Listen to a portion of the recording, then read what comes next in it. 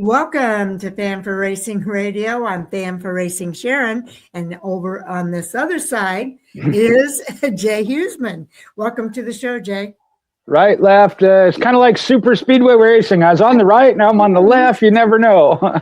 Okay, so Jay, we're happy to have you here, and we are going to be previewing the NASCAR Truck Series at Atlanta, or otherwise known as EchoPark Speedway. And the good news is we got a full truck field for the Freight 208 NASCAR Craftsman Truck Series. If you haven't seen the entry list, there are 36 drivers for 36 spots. Some highlighted notables, Corey Heim. It could be Heim time in Atlanta. He's in the number 1 for Tricon Garage. And we mentioned this, Adam Andretti is going to be in the number 5, one of multiple races for him. Ty Dillon was announced in that all-star truck. I can't think of the name that Ram is calling it, but he's in the number 25. Yeah. Yep, for Colleague Racing. And then Tyler Reif is in the number 43. And a couple of repeat appearances already. Ricky Stenhouse, who just did his first truck race. Apparently he liked it. He's going to be in the number 45 Nice Motorsports. And Carson Hocevar in the number 77 for Spire Motorsports. So I always like to see a full field. Yeah, and I like to see those guys coming into the series. I know some people are not for that, but I'm one of the people that really enjoy it. And I think those are some good names. And, you know, development of Adam Andretti, Corey Heim. We'll see what he can do, as not a full-time driver. All right, now the NASCAR Craftsman Truck Series will be racing the Freight Racing 208 at EchoPark Speedway. That track is a 1.54-mile asphalt paved oval. Their race is on Saturday, the 21st, starting at 1:30 p.m. Eastern Time, and it will be covered on Fox Sports 1, their home network. Also, radio coverage is on NRN, otherwise known as NASCAR Racing Network, Sirius XM Channel 90. They're going to race a distance of 207.9 miles or 135 laps. Stage 1 ends on lap 40. Stage 2 ends on lap 80. And the final stage, so those first 2 stages are 40 laps each. Last stage ends on lap 135. So where are you going to watch this weekend? Well, the Kennemental pole qualifying for the Truck Series starts at 3 p.m. Eastern Time, and it will be carried live on Fox Sports 1. Later on, it is going to be a O'Reilly Auto Parts pole qualifying as well, but that's not until 5 p.m., and that's on their home network. It's on the app, the CW app for that O'Reilly Auto Parts. So let's go ahead and get started, Jay. There's some numbers to hit on here. Well, I got to throw one thing out there real quick as I just pulled up the full entry list, why he was not listed as a notable, but we're going to talk about him for storyline. So I wanted to make sure Kyle Busch will also be in this truck race in the number 7 Spire Motorsports, sponsored by HendrickCars.com. And I say that because the top quick storylines that we're going to highlight involve him. This is the 25th NASCAR Craftsman Truck Series race at Atlanta. Kyle Busch has 8 Atlanta wins, 3 of them being consecutive, and he could go for a 4th and 9th. And lastly, there's been 5 consecutive overtime finishes in the Craftsman Truck Series. Kyle Busch, by the way, is also the defending winner of this race from last year. So it's good that he's in this race. That's right. See if he can continue some of those streaks. Now, this is going to be the 5th race on the reconfigured Atlanta track. And that's kind of cool because when they reconfigured this track, it totally changed the dynamics of racing in Atlanta. There have been 17 or more lead changes in each of the 4 Atlanta races since the reconfiguration.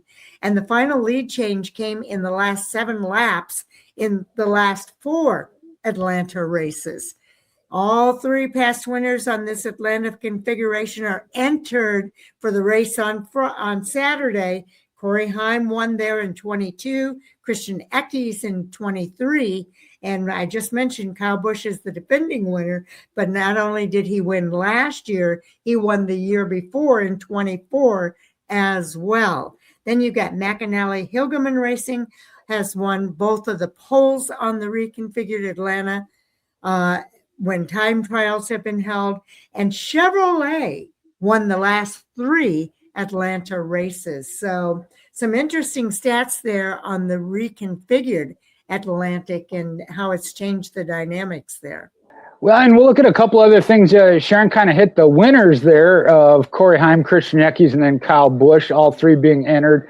And when you look at the track with the highest average lead change since 2022, Daytona 24.8, Talladega 23.3, your normal super speedways, if you will. Then you got Michigan at 20, Las Vegas at 19.3. Atlanta is on 5th on that list now at 18.5, and then it drops down to Charlotte at 12.3. And this is considered now a hybrid super speedway. It's still a 1.5 mile track, but it races like a super speedway. Okay, let's talk about the closest margin of victory here as well. If you look at these tracks, there's Talladega, Charlotte, Michigan, Richmond, Atlanta is on this list, and then Daytona. The closest finish, though, came at Talladega in 2010, and that was at 2/1000ths of a second.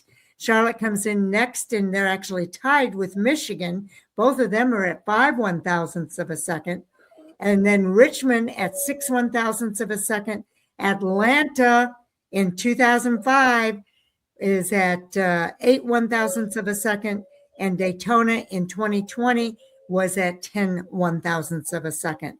The other races, Charlotte and Michigan were in 15 and 08 respectively. And then Richmond was way back in 1995. And can you believe that on that short list there, Darlington between Ricky Craven and Kurt Busch is no longer on there? I know. Isn't that crazy? So that tells you how competitive it's become. Now, when we look at tracks with the most last lap passes, again, we generally look at your super speedways. Talladega does rank first with 11, then Daytona with 9, and you got Atlanta with 5, as well as Texas. Mosport, which is an older track, is 4. Homestead, Kansas, and Michigan each have 3. All right, let's see what's next here. Okay, now these are entered drivers with the best average finished on the redesigned Atlanta. Kyle Busch is at the top of the list. He's got an average finish of 1.0 in 2 starts. Doesn't get much better than that. Chandler Smith at 4.5 in 2 starts. Then it goes to Ty Majeski and Ben Rhodes are both tied at. Ty Majeski comes in at 6.0. Then you've got Ben Rhodes at 10.5. Gio Ruggiero, with just 1 race in the books, has 11.0. And that compares with Tyler Ankrum with 4 races in the books at 11.8. Then you got Michael McDowell with 1 race, 12.0. Daniel Dye, 2 races, 12.5. Stuart Friesen, 4 races in the books at 13.3. John Hunter Nemechek with just 2 races at 13.5. Ty Dillon, 1 race, 14.0. Jake Garcia, 14.3 with 3 races. And Caden Honeycutt comes in at 15 with 3 races in the books. So what I see there, we're looking at, though, not a whole lot of experience, 4 races being the most. So that should make for an interesting Freight 208 this weekend. We talked about Kyle Busch's streak. Obviously, his consecutive wins have a top 10 streak.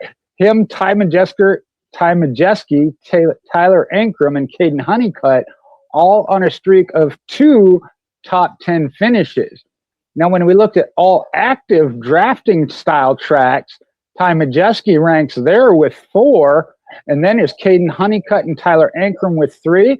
And here is one, and I know we got some sleepers that the chart will cover later, but I think Gio Ruggiero could be a sleeper pick. We'll see who they talk about, but he's on a streak of 2. All right. Now, nobody's going to be more than 4 here because the reconfigured track only goes back those 4 years. This will be the 5th year on that reconfigured track. All right. Let's talk about pit road penalties at Atlanta. Now, the entrance to pit road was actually extended to the end of the backstretch for the spring 23 races.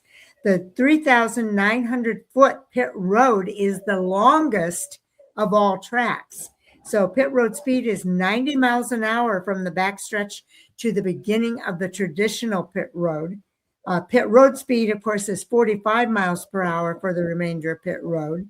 And then the pit boxes are 27 feet, 6 inches long. That's tied for the shortest of all tracks. Even though they've got the longest of all tracks, they've got the shortest when it comes to the actual pit boxes. There are 7 different drivers who were penalized for speeding in Atlanta last year. We'll break that down a little bit more for 2025 here. Sharon's got the chart up there in the orange now. If you have this same chart, 2025 races with the most speeding penalties. It was Bristol, the first race at Bristol with 12, Rockingham and North Wilkesboro. Oddly enough, it's the short tracks. How about that? With 11. Then you got Talladega with 8, Atlanta 7, and the Charlotte Roval, which won't be back this year, had 5. Now, when we look at most speeding penalties since 2004, which is when Atlanta's pit road changed, again, there's Bristol with 22, North Wilkesboro 21, Atlanta 13, Martinsville 13, and Talladega 13 as well. I would have thought it would have been more on the super speedway side, but it's kind of a mix. It's kind of a mix. It's pretty interesting. Okay, now, Atlanta weekend storylines. There's a total of 156 combined race wins among drivers at Atlanta. So that's history of Atlanta. This is the 25th. We already talked about that. Truck Series race at Atlanta. Trucks have raced at Atlanta every season since 2004. And there are some drivers going home. When we look at the Georgia native drivers, Corey Heim in that number 1 is from Marietta, Georgia, which is 48 miles north of the track. Chandler Smith in number 38 is from Talking Rock, Georgia, 92 miles north. And that sounds like the kind of town I need to be from, Talking Rock. Jake Garcia in the number 98 is from Monroe, which is 53 miles northeast of the track. All right. Now we've got some Ram drivers in the NASCAR race this weekend. In Daytona, it was Tony Stewart. He ended up with that 36th place finish, not what he was looking for his race. But the all-star driver this week is going to be Ty Dillon, and he's going to be in that number 25 Ram all-star truck this weekend. So we'll see what he does as far as the finish. Drivers to win the first 2 races of the season. Well, Mark Martin did it in 2006, Johnny Sauter in 2013, and Ben Rhodes in 2021. Yeah, I remember Ben Rhodes doing it. I wouldn't have been able to go back as far as Mark Martin and Johnny Sauter there. But how about birthdays? And there is one for the race day here for the Truck Series. Ron Hornaday Jr. has won on his birthday twice, in 2009 on June 20th. It was at Milwaukee. And then in 1998, that same day, they were running at Bristol. Dave Rezendes, there's a throwback name in history. October 5th, 1996, picked up a win out at Sonoma. And I can't believe this one. Yeah, well, yeah, I see what you're looking at now. You're right. The reason we're talking about it is on the truck race for Saturday. Ben Rhodes will be turning 29. You're right. I see where you were kind of shocked there. I wouldn't have put him. I didn't know he was that old. Yeah, me either. Okay, now there's some hopefuls who are off to a good start after Daytona. Chandler Smith, of course, won that truck race. He's first up 46 points in the point standings. Christian Eckes is second. He's got a 20. Actually, it says third. Oh, his result was third. but he's second in the point standings, up 27 points. Ty Majeski is third. He finished fourth in the race. Gio Ruggiero, he finished second in the race at Daytona, and finishing eighth at Daytona, but is fifth in the points at plus 15 is Caden Honeycutt. That is a good start for those guys. It is, and obviously Chandler Smith, you've heard me as him and Ty Majeski, I think, as regular picks. Gio Ruggiero and Caden Honeycutt certainly on the radar to pick up their first one. But then you have the championship hopefuls who are in a little bit of a hole after Daytona. I think there should be a lot more than these three listed, but we'll talk about Lane Riggs, Daniel Hemrick, and, unfortunately, Grant Enfinger. So Lane Riggs, 22nd in points, is down 5 from that cut line. Again, we're going to the chase format.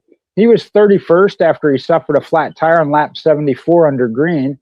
Daniel Hemrick has 24th in points, 8 behind is 26. At Daytona, finished 26th. He pitted on lap 33 for a loose spoiler bracket and lost multiple laps. That was a unique situation. And then Grant Enfinger, 26 in points, is minus 11. He was 29th after he suffered a flat tire on lap 71 under green.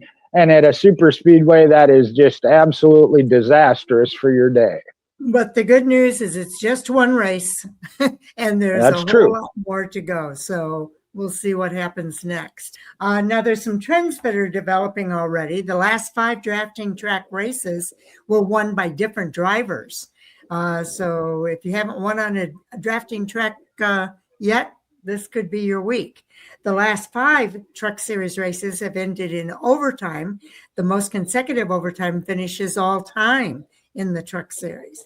Now, 4 of the last 5 drafting track races did not have a green flag stretch longer than 21 laps.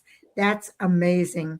And Chandler Smith's Daytona win was the first drafting track win for Ford since 2023. Well, how about that for Chandler Smith and Ford? Some surprises there, huh? Now, we talked about that recent set of drafting track winners. Look at the tracks and the winners of, again, going back to Daytona there, Chandler Smith picking up that victory. Last fall at Talladega, it was Gio Ruggiero. We mentioned Kyle Busch at Atlanta last year, and then Corey Heim at Daytona, which was awarded after the DQ of the number 75 of Parker Kligerman. Mm-hmm. And then back into 24 at Talladega, it was Grant Enfinger. Atlanta in February, it was Kyle Busch, and then Nick Sanchez at Daytona. Now, talked about the record or the streak of different winners. It'd be tough to see that continue with some of the names we have on there and entered this weekend. Yes, I think we have a repeat. And I suspect it could be Kyle Busch. That would be your top suspect, yes. Yes. Okay, now the most drafting track wins all time is none other than the person we just spoke about, Kyle Busch. He has 5 wins on drafting tracks. Todd Bodine, Timothy Peters, and Johnny Sauter are all tied at 4. Then you've got Grant Enfinger with 3. Corey Heim, Parker Kligerman, Mark Martin, Zane Smith, and Mike Wallace each have 2, and 21 drivers have 1. 21 other drivers, too many to list. Drafting track wins among the entered drivers. That's going to be interesting. Again, Kyle Busch leads the list. Then it's Grant Enfinger at 3, Corey Heim with 2, Spencer Boyd, Christian Eckes, and Ben Rhodes all have 1. And then I don't know why this is over on the side there, but I believe that Gio Ruggiero and Chandler Smith also have 1. Now, when we look at most consecutive races with the overtime finish all time, mentioned that that could be a factor. The Charlotte Roval is the active one with 5, but again, that comes to an end as they won't race there anymore. Then you have Texas. The streak is 3, which ranged from Texas to Gateway in 2020. In 06, it was 3 races from Phoenix to the Daytona Road Course, and 3 as well in 2006 was Daytona to Atlanta, the stretch we're in right now, And another one was in 2005, which was Kansas to Memphis. Now, I mentioned the last 5 Truck Series have ended in overtime. That, again, is a current active streak. Next up here, we've got Kyle Busch's historic Atlanta run. We've mentioned his name a lot tonight, and I think that's not going to end anytime soon. He has 8 Atlanta wins. That's tied for the most all time by a driver at a track with Kyle Busch at Charlotte. He's tied with himself. Imagine that. Kyle Busch is making the first of 8 Truck Series starts for 2026. He won at Atlanta the last 2 years. So if you're looking for a guy to pick this week in the Truck Series, it just might be Kyle Busch. Kyle Busch won his last 3 Atlanta starts in 21, 24, and 25, and he previously won in 4 straight starts at a track twice. That would include Texas and Charlotte. And when you look at the most wins in series history, again, the top of that list is Kyle Busch with 67. Ron Hornaday Jr. is next at 51. That's who he took over that top spot from. Then you drop down to drivers like Jack Sprague and Mike Skinner with 28, Johnny Sauter 24, and Corey Heim did work his way up that list up to 23. Now, he's no longer full-time. The other one I'd hit on there, just retired driver Matt Crafton has 15. So that tells you how dominant Kyle Busch has been. But I'm going to give you some more. Most wins all time at a track. There's a lot of those. You see the ones highlighted in blue there on the chart. Atlanta of 8. That's Kyle Busch. Charlotte 8 as well, that tie. Texas, he has 6, along with Todd Bodine. And Johnny Sauter has 5 at Texas. But then we go back to Kyle Busch, 5 at Bristol and 5 at Chicago. Oh, Chicago's the famous rubbing his eyes. Oh, yeah. Oh, yeah. Remember that? Okay, Kyle Busch's 26 truck schedule. We mentioned he can race 8 races this year. It starts at Atlanta. He'll also be racing on April the 10th at Bristol. And he has, by the way, we mentioned the 8 wins that he has at Atlanta, the 5 wins he has at Bristol, 6 at Texas. He'll be racing there on May the 1st. He has 4 wins at Dover. He'll be there on May 15th. On May 22nd, he'll be at Charlotte, where he has those other 8 wins. And on May 29th, Nashville, where he has 2 wins. North Wilkesboro on July 18th. He has no wins there yet. And same thing with Richmond on August the 14th. So we'll see if he can rack up some numbers on those 2 tracks. I imagine knowing Kyle Busch, he likes to put up numbers. So, yeah, those ones with zeros, obviously North Wilkesboro, a returning track new. Not having wins at Richmond kind of surprises me. Yeah, that does surprise me too. But Denny Hamlin has kind of excelled there. But we're talking trucks right now. So I don't know. Now, when we look at the longest streaks of wins in starts at a track, again, we're looking at Kyle Busch for the most part. Even though they weren't consecutive races at the track, Texas, he's gone from, October of 2014 through April of 2024, which was 4. Again, that was not necessarily consecutive races. But then he also has 4 at Charlotte from May of 2010 to May of 14. Brendan Gaughan is at Texas, and that's from June of 02 to October of 03, and that is also at 4. And then also wins in consecutive races at a track.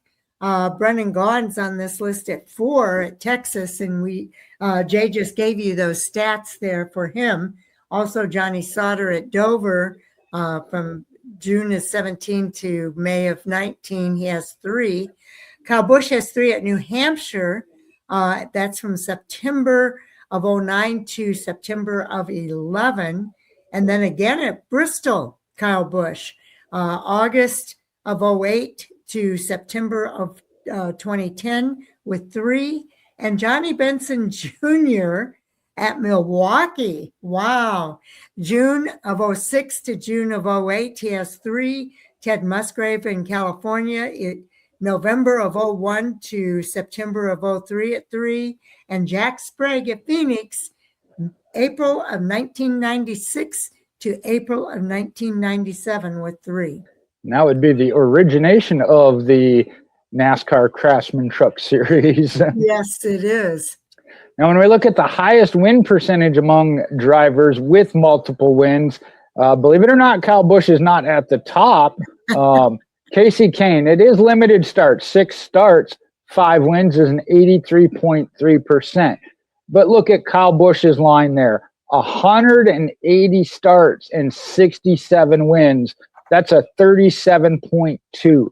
Next up is Tony Stewart, who just got another start, 7 starts, 2 wins at 26.6.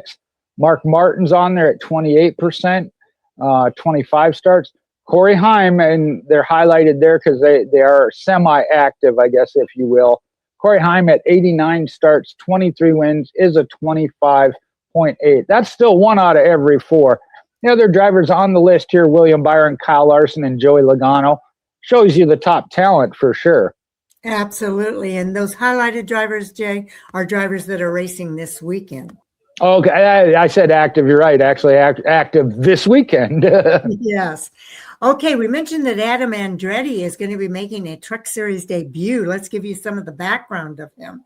He is the son of Aldo Andretti, the twin brother of Mario. He's the youngest brother of John Andretti. You remember John Andretti, Jay, absolutely. Right? Yep, absolutely.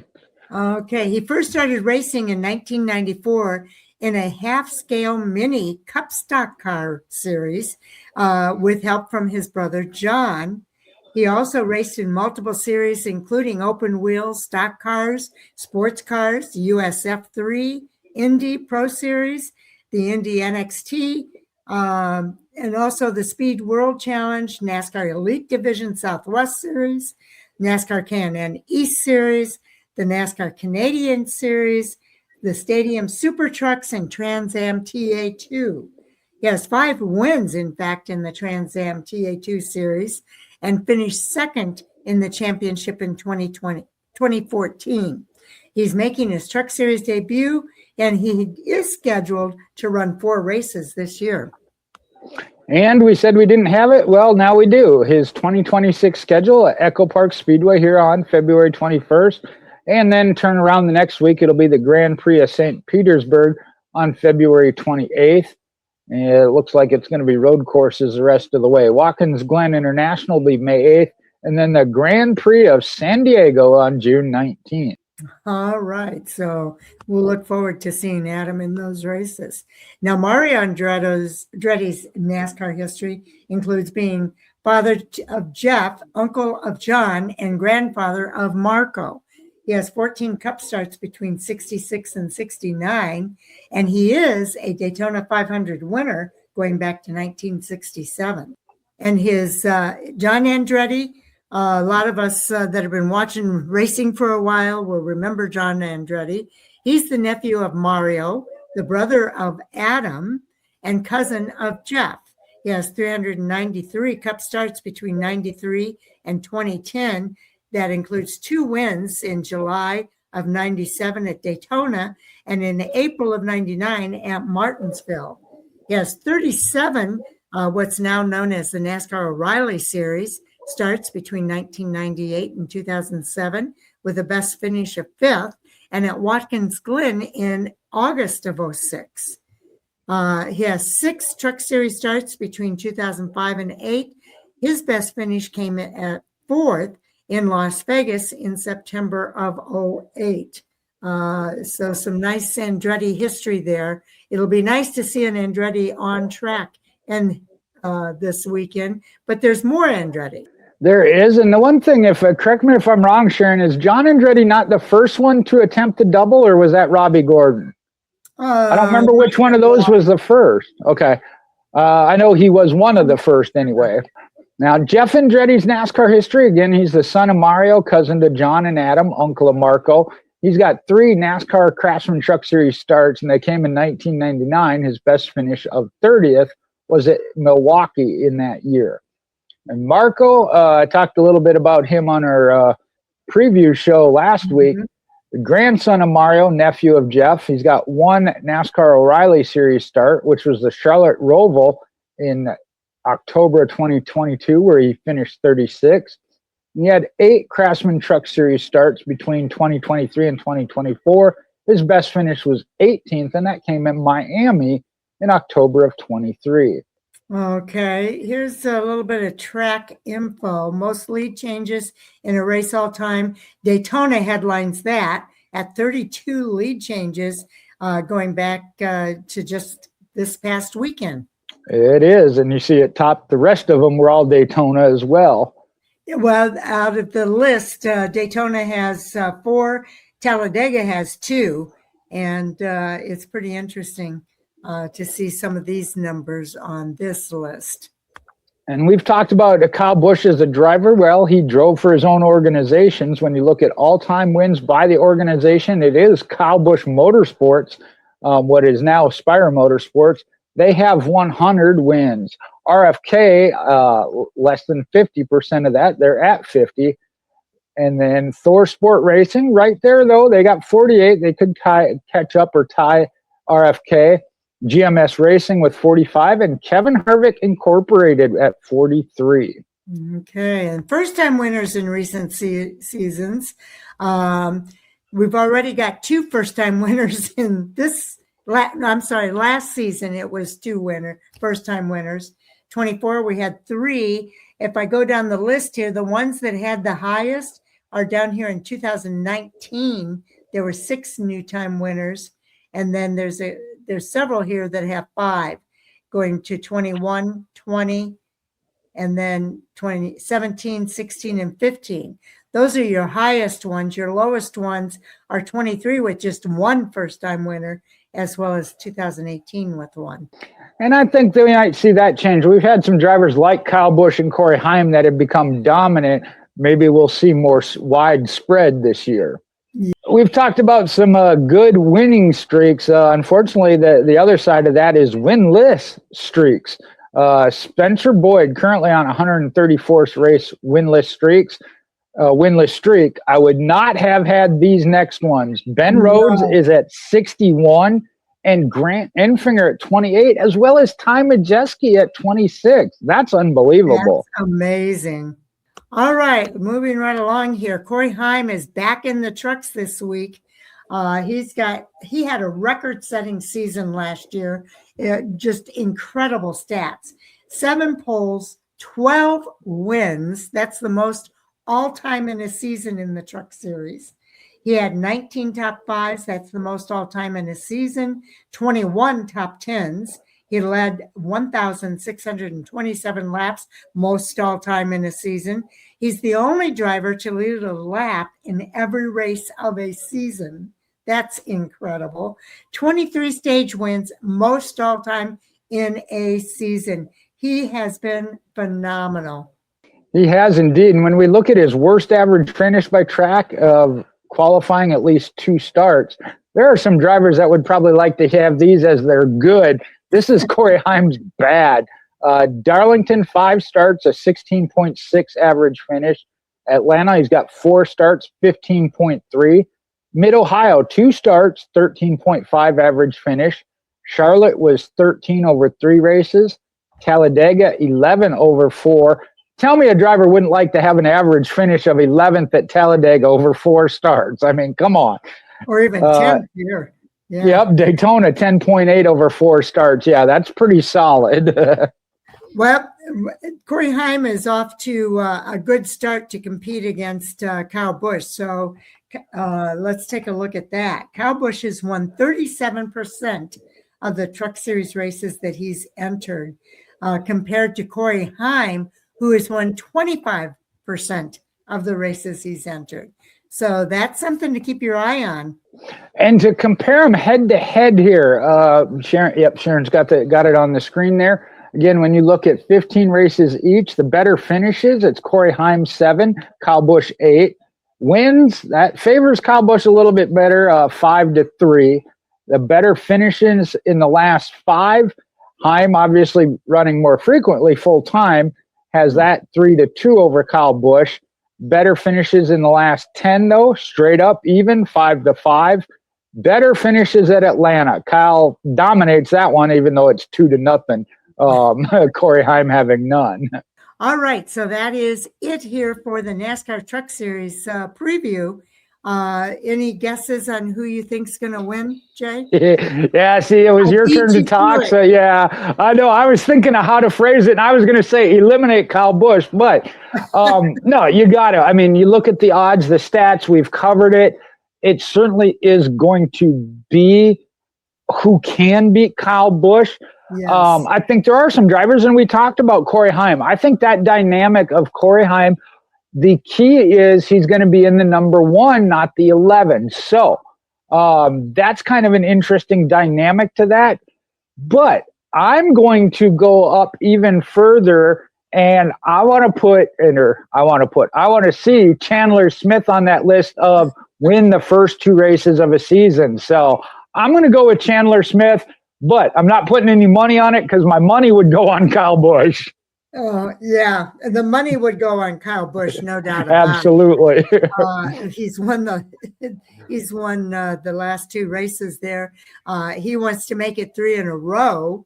And I don't know if that would be a record or not, but it would be pretty cool if he was able to make that 3 in a row. So I'm going to go with the low-hanging fruit here and say Kyle Busch.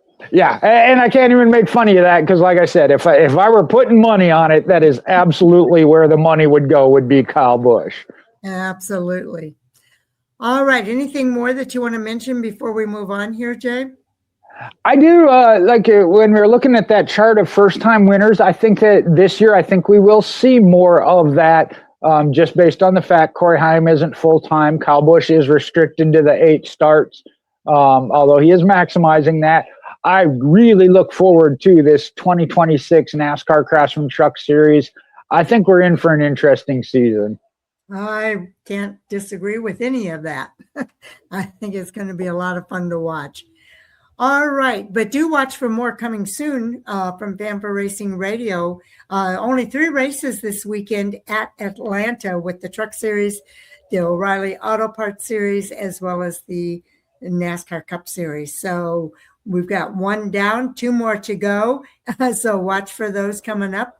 Earlier tonight, there was a live stream of Race Chat Live with Chris Crichton, Taz Taylor, and CJ. You'll want to take a look at that. They discuss some of the recent hot topics in the news, and you'll want to get their views on what's going on in the world of NASCAR.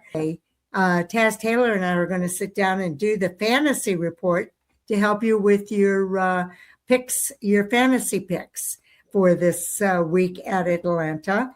And then on the other side of the race weekend, Jay and I will be back with Hot Topics Sound Off on Monday night at 8:15. Well, we shoot for 8:15. I'm close to that. Okay, 8:15 for Hot Topics moving forward, and we will review each of those 3 races as well as discuss the hot topics from this past week, from this upcoming weekend of racing. Now, I will tell you, we also did an interview with Robbie Keneally this week with Sal, so that is already posted on our interviews podcast playlist. If you haven't listened to it, it's pretty interesting because Robbie Keneally went through he's from the ARCA West Series. He was the Bounty Rookie of the Year last year in the ARCA West Series. He is the only driver from the ARCA West Series to go through that Road to Daytona program and pass it so that he could race at Daytona. So that was an accomplishment in and of itself. And he had a pretty good showing in the ARCA series. I think he finished 15th. For the first time, he's never raced on anything bigger than Phoenix prior to this past weekend. So he talks about some of the things that he experienced as he was going through that, some of his most memorable moments.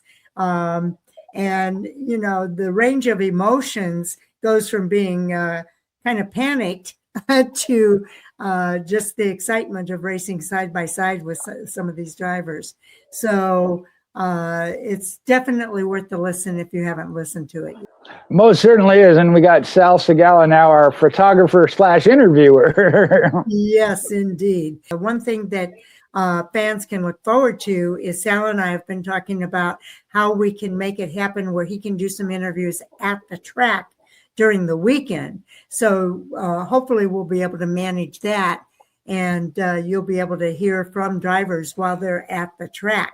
So pretty cool. And that will, of course, would be the tracks that he goes to. He doesn't go to all of the tracks. He's a California guy, so it would be the tracks probably in his general proximity.